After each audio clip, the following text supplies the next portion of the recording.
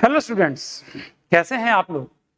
फटाफट ज्ञान चैनल में एक बार आपका फिर से स्वागत है। आज मैं बैठे बैठे सोच रहा था कि अपना 11th में कोऑर्डिनेट ज्योमेट्री जो है वो एक अपने आप में बहुत इंपॉर्टेंट वास्ट चैप्टर है, जिसके अंदर straight line, circle, parabola, ellipse और हाइपरबोला हम लोगों को पढ़ना होता है। अब इसमें हर आर्टिकल के अंदर कुछ ना कुछ ऐसी बात जरूर होती है जिसमें कुछ इंपॉर्टेंट बात होती है। तो मैंने सोचा कि क्यों ना एक सीरीज शुरू करी जाए कि इसमें कोऑर्डिनेट से रिलेटेड जितने भी एस्पेक्ट्स हैं उनको आपके सामने रखा जाए। तो जब हम लोग कोऑर्डिनेट की शुरुआत करते हैं तो उसमें जो पहला चैप्टर हम लोग पढ़ते हैं वो है स्ट्रेट लाइन। आप लोगों ने पढ़ रखा होगा। स्ट्रेट लाइन के अंदर भी पहले कुछ बेसिक्स बातें पढ़ने के बाद हम लोग पढ़ते हैं डिस्टेंस फॉर्मूला। अब डिस्टेंस फॉर्मूला अपने आप में एक बहुत बेसिक सा फॉर्मूला होता है, लेकिन उसके अंदर भी देखिए क्या क्या इंटरेस्टिंग बातें आ सकती हैं, वो आज मैं आपके साथ शेयर करने जा रहा हूं। तो आज हम लोगों का जो कॉन्सेप्ट है वो है डिस्टेंस फॉर्मूला।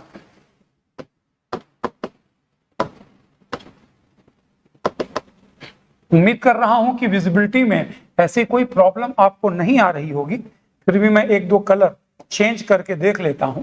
तो डिस्टेंस फॉर्मूला आपका बेसिक सा पढ़ा हुआ है कि एक पॉइंट आपको दिया है a x1 y1, एक पॉइंट आपको दिया है b x2 y2। तो इन दोनों के बीच की डिस्टेंस अगर मुझे निकालनी है तो वो डिस्टेंस होती है under root of x2 minus x1 का whole square plus y2 minus y1 का होल स्क्वायर। ये बड़ा बेसिक सा फॉर्मूला है।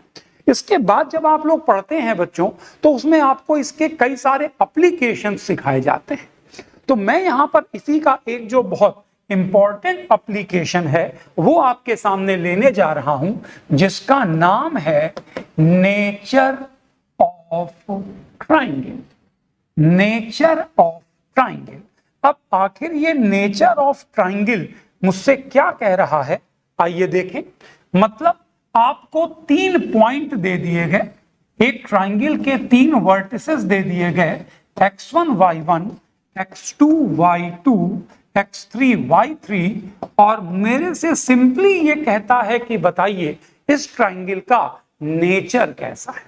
अब जब नेचर की बात आती है तो नेचर का डिस्कशन 2 तरह से हो सकता है।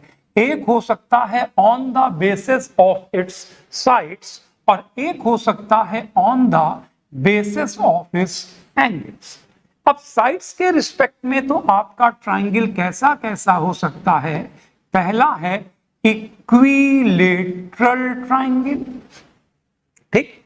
दूसरा आपका हो सकता है आइसोसेलेस ट्राइंगल और तीसरा होता है स्केलीन ट्राइंगल। आपको पता है isosceles triangle, equilateral triangle, scalene triangle. Equilateral triangle मतलब all 3 sides are equal.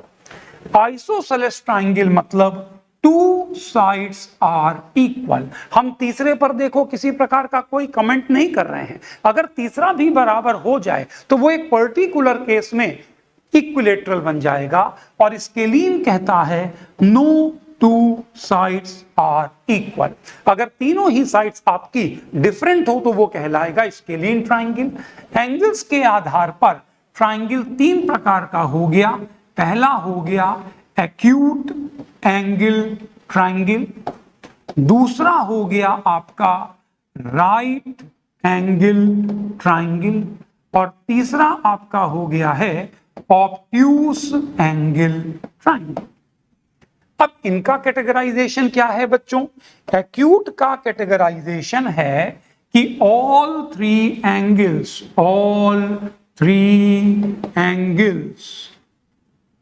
Lesser than 90 degree.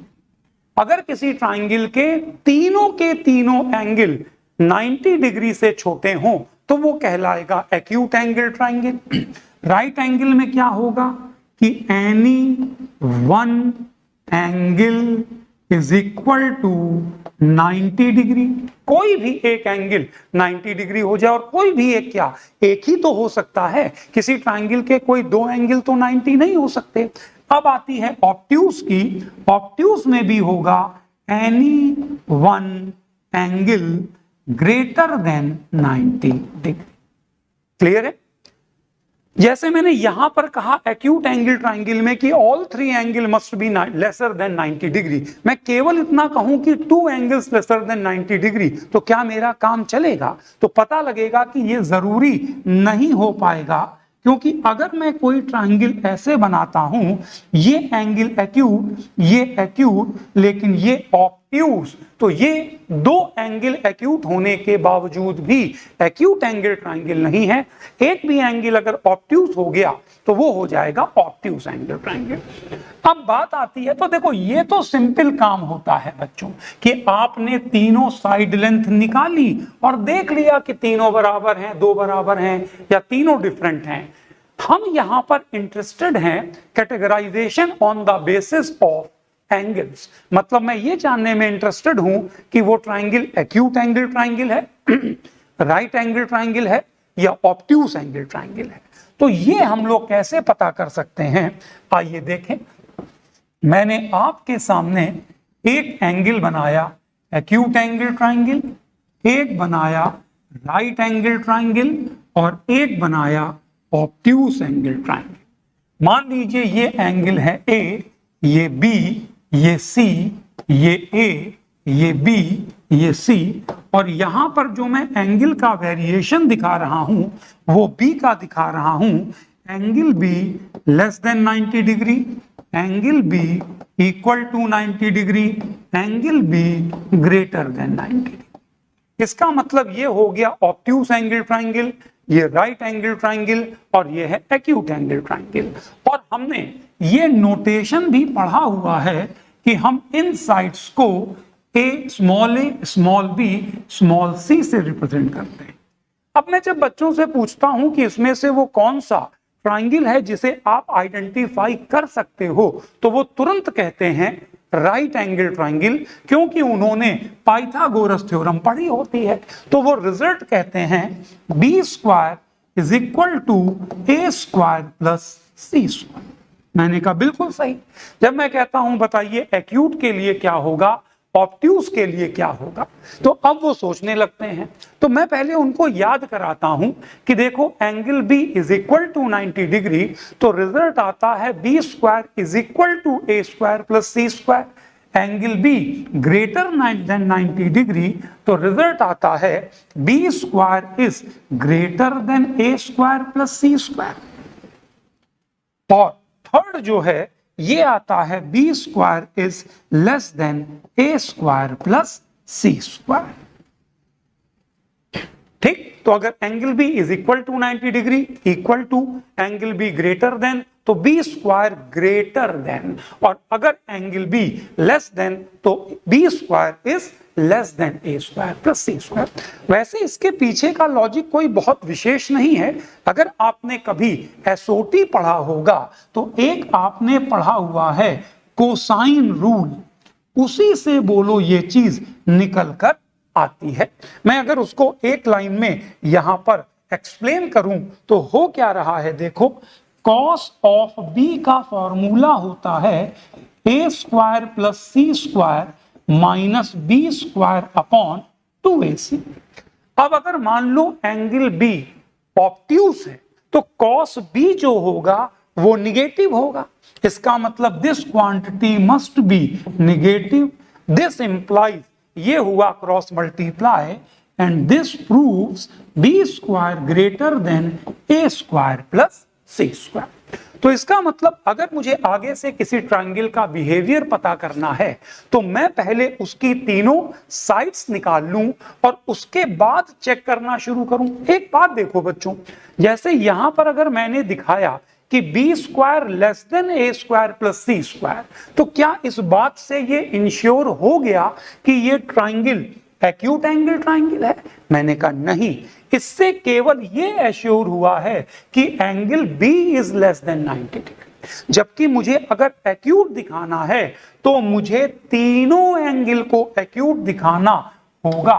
मतलब मन में विचार आया कि अगर मुझे दिखाना है कि ये ट्रायंगल एक्यूट एंगल ट्रायंगल है तो पहले मैं दिखाऊं B square less than A square plus C square. इससे ये इंप्लाई हुआ कि angle B less than 90 degree. तो क्या इससे एक्यूट कंफर्म?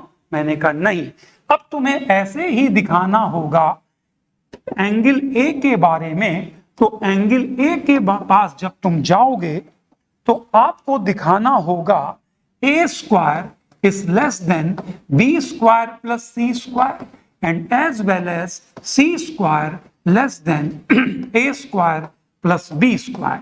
अब जब तुम्हारे तीनों एंगल कंफर्म हो जाएंगे कि ये तीनों 90 से छोटे हैं, तब हम कहेंगे कि ये है एक्यूट एंगल ट्रायंगल।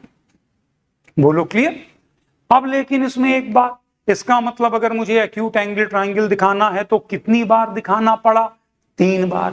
मैंने कहा अगर दिमाग लगाया जाए तो एक बार दिखाकर भी हमारा काम चल जाएगा। और वो कैसे चलेगा? मैं इसको एक बार स्क्वायर कर देता हूं। ठीक, आप क्या करें, आप इस ट्रायंगल की तीनों साइड्स निकालें और फिर इनका ऑर्डर देखें कि ऑर्डर क्या है।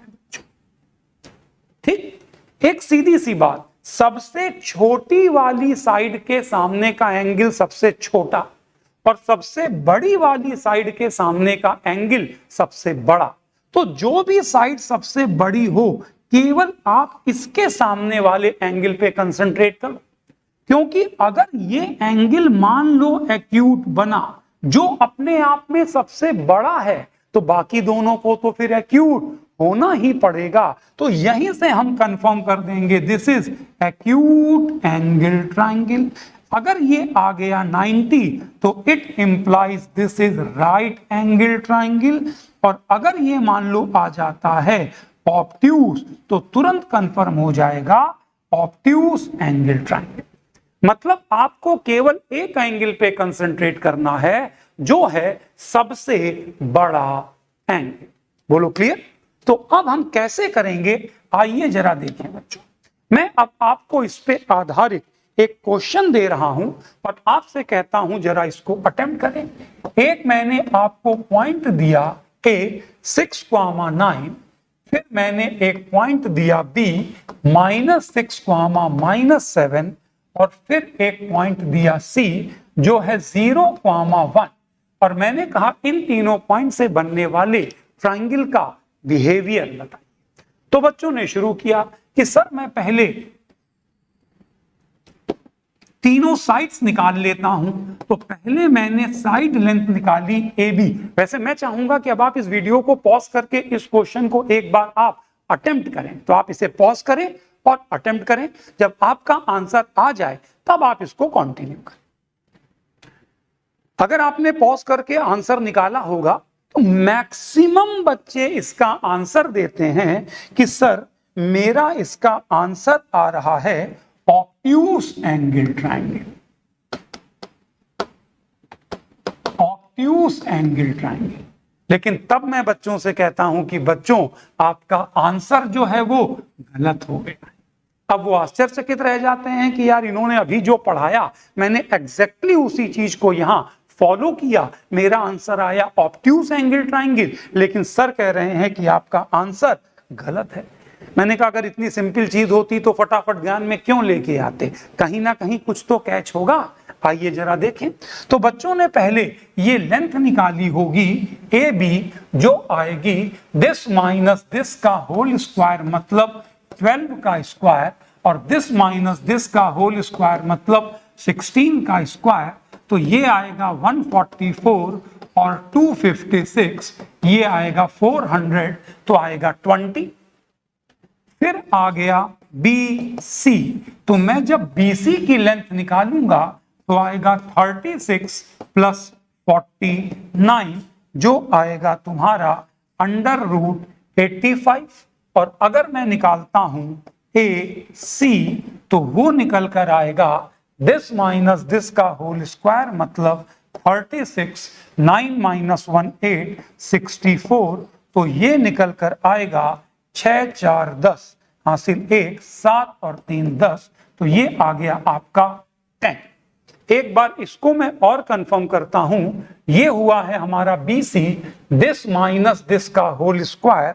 इसमें एक छोटी सी करेक्शन हुई है, वो अगर मैं करेक्ट कर दूं, आएगा दिस माइनस दिस का होल स्क्वायर 36 और दिस माइनस दिस का होल स्क्वायर आएगा 64। तो ये आ गया आपका 100, तो ये आ गया 10। अब बच्चे कहते हैं सर आपने कहा था इसका नाम हो गया C, इसका नाम हो गया A, इसका नाम हो गया B, कि आप तो केवल सबसे बड़े वाले पर कंसंट्रेट करना, मतलब C square is greater then A square plus B square है, या इक्वल टू या लेस देन। तो जब उन्होंने चेक किया तो आया 400, ये आया 100, ये आया 100, और देखो ये रिजल्ट फुलफिल हो रहा है। तो बच्चों ने तुरंत कह दिया कि this is obtuse angle triangle. पर मैंने कहा इसमें कैच क्या हो गई? मैंने कहा अब मैं कैच बताता हूं, क्योंकि बच्चों यहां पर तुम जितना भी डिस्कशन कर रहे हो, मैंने यहां पर हेडिंग ही बोलो क्या डाली थी, नेचर ऑफ अ ट्रायंगल। इसका मतलब मैं कहीं ना कहीं मैं ये मन में मान के बैठा हूं कि वो क्या हो, ट्रायंगल हो। तो हमें जो 3 पॉइंट दिए हैं, क्या वो ट्रायंगल बना रहे हैं? पहले हम इस बात की तो गारंटी ले लें, कहीं ऐसा ना हो, क्योंकि यहां पर आपने एक खास बात देखी कि इन दोनों का जो सम है वो इसके बराबर है। मतलब हुआ क्या है कि एक पॉइंट A, एक B और एक C। खास बात ये हुई है कि AB की जो लेंथ थी वो थी तुम्हारी 20, और ये लेंथ 10, ये 10 और ये टोटल 20। तो बेसिकली ये तीनों पॉइंट हो गए कैसे, कोलिनियर। और अगर ये कोलिनियर हैं तो ये ट्रायंगल ही नहीं बनाएंगे, तो फिर नेचर ऑफ ट्रायंगल का कोई मतलब ही नहीं। लेकिन फिर बच्चे कहते हैं कि सर आपका ये रिजल्ट क्यों फुलफिल हो गया? मैंने कहा रिजल्ट इसलिए फुलफिल हो गया क्योंकि अभी जब मैंने आपको इसका डेरिवेशन दिखाया था, तो देखो अगर मान लो 3 पॉइंट कोलिनियर हैं, इसका मतलब बेसिकली ये एंगल तो पाई हो गया ना, और ये एंगल पाई हो गया, तो कॉस ऑफ पाई कैसा, निगेटिव, और निगेटिव की वजह से ये रिजल्ट तो हमारा होल्ड करेगा।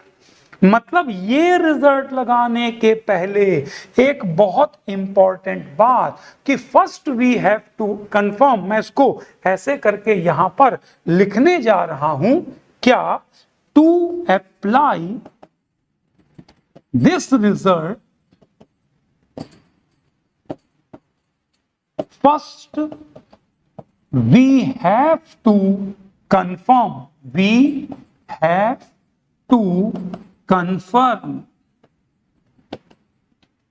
that points should be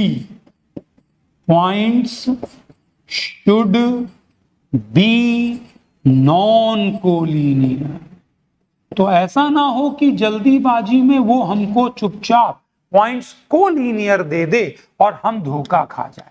तो आगे से जब भी कभी आप ये रिजल्ट लगाएंगे तो आपको ये देख लेना होगा कि जो भी ये लेंथ आ रही हैं ये ट्रायंगल का निर्माण कर रहे हूं, क्योंकि मुझे ये बात चेक करना आता है कई तरीकों से। यहां मुझे दिख गया कि 2 साइड्स का सम तीसरे के बराबर, तो ये ट्रायंगल नहीं बनाएगा, तो ये वाला लॉजिक यहां पर नहीं चलेगा। तो इसका मतलब इसको लगाने के पहले first we have to confirm all 3 points are non-collinear, then we have to go forward to check whether this triangle is right angle triangle, obtuse angle triangle or acute angle triangle।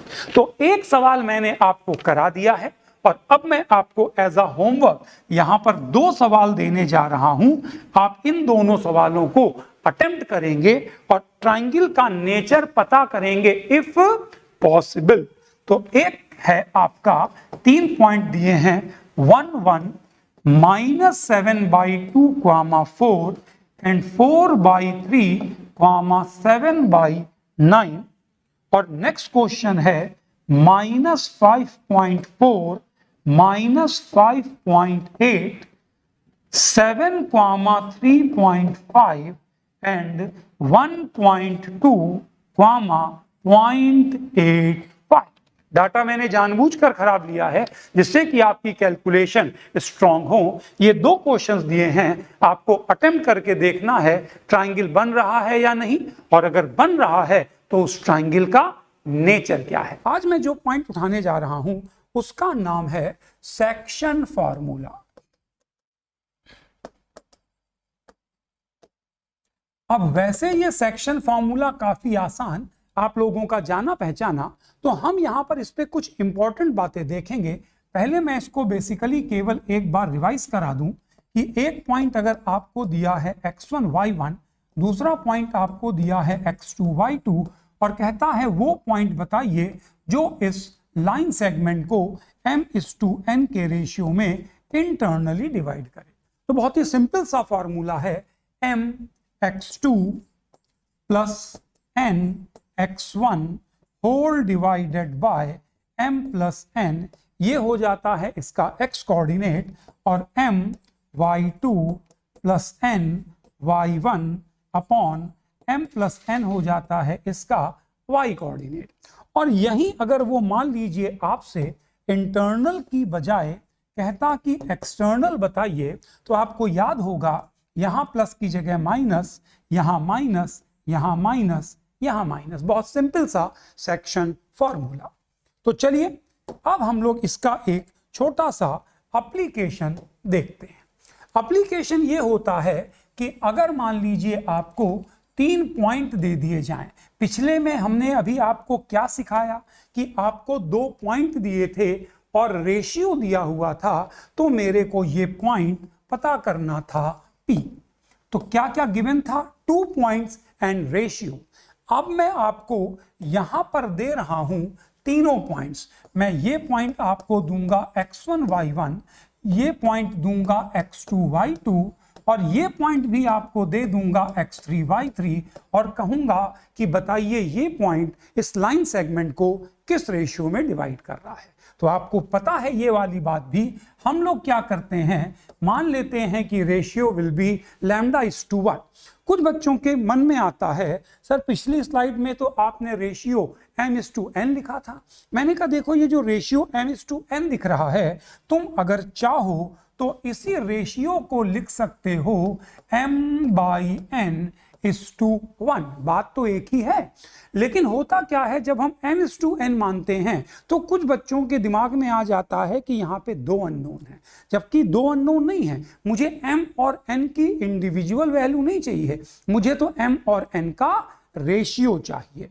उसी का फायदा उठाते हुए हम लोग क्या करते हैं, यहां पर रेशियो मानते हैं λ:1, और फिर अपना फॉर्मूला मैंने किया λ:x2 plus x1 whole divided by λ+1 which is equal to x3, और यहां से हम करते हैं सॉल्व एंड फाइंड लैम्डा। जैसे ही मुझे लैम्डा मिला, बोलो मुझे पता लग गया कि ये पॉइंट इस लाइन सेगमेंट को किस रेशियो में डिवाइड कर रहा है। बहुत ही सिंपल सा कॉन्सेप्ट, और ये बातें सभी बच्चे जानते हैं। चलिए मैं इसी पर आधारित आपको एक क्वेश्चन दे रहा हूं। एक पॉइंट मैंने आपको दिया 1,7, एक पॉइंट मैंने आपको दिया B 4,10, और एक पॉइंट मैंने आपको दिया P विच इज 3,6। और मेरा सवाल है इन what ratio point P divides the line segment A and B। तो बहुत ही सिंपल सा सवाल। अब आपका काम है, आप इस वीडियो को पॉज करें, आराम से 1 मिनट 1.5 मिनट का समय लें, इसका आंसर निकालें। जब आपका आंसर आ जाए तब आप इस वीडियो को दोबारा कंटिन्यू करें। ठीक, तो अभी आपका काम है, आप इसको एक बार पॉज करके इसका आंसर निकालिए। तो जिन भी बच्चों ने पॉज करके इसका आंसर निकाला होगा, मोस्टली मुझे बच्चे इसके 2 आंसर देते हैं। कुछ बच्चे कहते हैं कि सर इसका आंसर मेरा आ रहा है 2:1, और कुछ बच्चे मुझे आंसर देते हैं कि सर इसका मेरा आंसर आ रहा है 1:4। तो -1:4 को बेसिकली हम लोग कहते हैं 1:4 एक्सटर्नली, और 2:1 का मतलब हो गया 2:1 इंटरनली। और ये मैं अपने क्लास का अनुभव बता रहा हूं कि मैं ये सवाल बच्चों को देता हूं, वेट करता हूं, बच्चे आंसर देते हैं 2:1 इंटरनली, कुछ देते हैं 1:4 एक्सटर्नली, और जब मैं कहता हूं नहीं आप सभी का आंसर जो है वो गलत है, तो वो आश्चर्यचकित हो जाते हैं। कहते हैं सर अभी आपने जो सिद्धांत मुझे बताया, इसी सिद्धांत को फॉलो करते हुए मैंने आंसर निकाला और मेरा आंसर ये आ रहा है, और आपकी कैलकुलेशन बिल्कुल सही है। ऐसा नहीं है कि आपकी कोई कैलकुलेशन गलत है। आपने जैसे किया, मैं एक बार एक्सप्लेन कर दूं। आपने इस पॉइंट को लिखा 1,7, इस पॉइंट को लिखा 4,10, और ये जो पॉइंट दिया हुआ है वो है 3,6। ये पॉइंट है ए, ये पॉइंट है बी, और ये पॉइंट है पी। तो बच्चे कहते हैं मैंने माना सर λ=1 और कैलकुलेशन करी तो आया 4λ+1 upon λ+1 is equal to 3। This implies 4λ+1 is equal to 3λ+3. This implies lambda is equal to 2. लेकिन अगर मैंने आपका कहा कि आंसर गलत है, तो कुछ बच्चे फिर क्या दिमाग लगाते हैं कि अच्छा ये तो मैंने x कोऑर्डिनेट से निकाला है, लाइए अब मैं इसको y कोऑर्डिनेट से निकालूं। तो आप लिखेंगे 10λ+7 whole divided by λ+1 is equal to 6, और यहां से इवेल्युएट किया 10λ+7 इज इक्वल टू 6λ+6। इधर आया 4λ, इधर आ गया तुम्हारा -1, तो यहां से लैम्डा आ गया -1/4। तो कुछ बच्चे कहते हैं अच्छा सर ये आंसर गलत कह रहे हैं, तो ये आंसर सही। मैंने कहा अब मैं आपको रियलिटी बताने जा रहा हूं। देखिए अगर कोई पॉइंट किसी लाइन सेगमेंट को डिवाइड करना चाहता है, अब मेरी बात ऐसे समझो, जैसे मान लीजिए मैंने आपको 2 पॉइंट दिया ये, और तीसरा पॉइंट मैंने आपको दिया ये, और कहा बताइए ये पॉइंट इस लाइन सेगमेंट को किस रेशियो में डिवाइड कर रहा है। अरे भाई तो अगर कोई पॉइंट किसी लाइन सेगमेंट को डिवाइड करना चाहता है तो वो पॉइंट कम से कम उस लाइन पर लाई करे, और अगर उस सेगमेंट पे नहीं लाई कर रहा है तो कम से कम उसको बढ़ाने वाली लाइन पर तो लाई करे।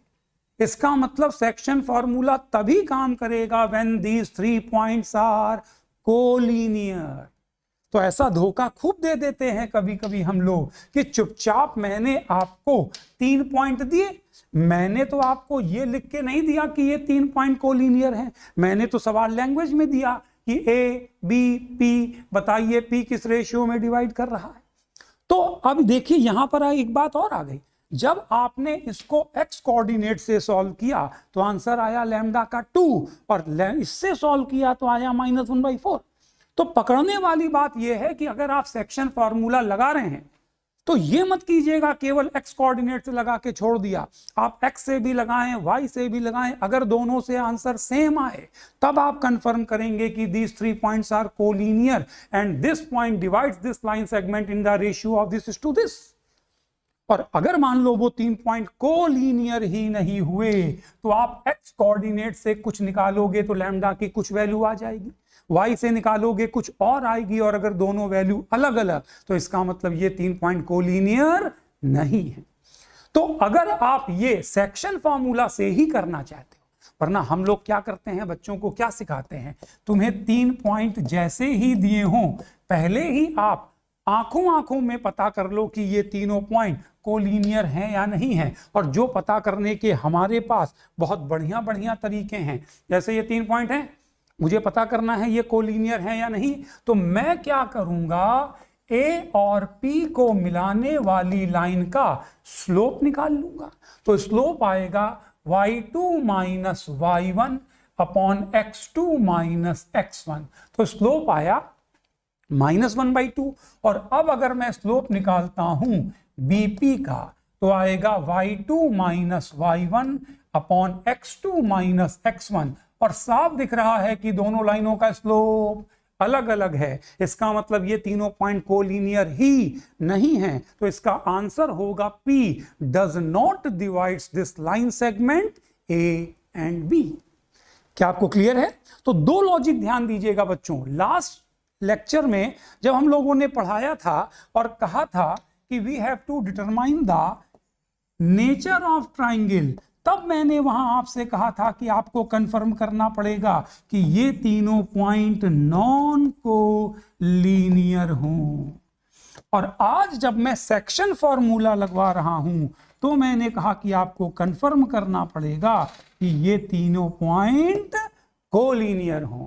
तो इसका मतलब सेक्शन फार्मूला लगाने के पहले कंफर्म करो तीनों पॉइंट कोलिनियर हैं या नहीं, तब सेक्शन फार्मूला की ओर बढ़ो। जबकि नेचर ऑफ ट्राइंगल पता करना है तो पहले कंफर्म करो कि वो तीनों पॉइंट कोलिनियर नहीं होने चाहिए, तभी ट्राइंगल बनेगा और आप उसका नेचर निकालेंगे। तो कोऑर्डिनेट के दो simple articles, distance formula, section formula, उस पर हम लोगों ने एक अच्छी बात सीखी। ऐसे ही इसी सीरीज को हम लोग आगे और कंटिन्यू रखेंगे। सेक्शन फार्मूला में और भी बातें हैं, या इसके बाद एरिया ऑफ ट्राइंगल, फिर हम लोग घुसेंगे स्ट्रेट लाइन में। इसी चीजों को हम लोग कंटिन्यू करेंगे। एक बात और बच्चों, फटाफट ज्ञान चैनल के इंट्रोडक्शन में हम लोगों ने एक बात कही थी कि यहां पर आपको सब्जेक्ट नॉलेज के साथ साथ कुछ और भी बातें सिखाई जाएंगी कि आप अपने रिवीजन को कैसे प्लान करें, शॉर्ट नोट्स कैसे बनाएं, पेपर कैसे अटेम्प्ट करें। तो हम लोग क्या करेंगे, 2-3 एजुकेशनल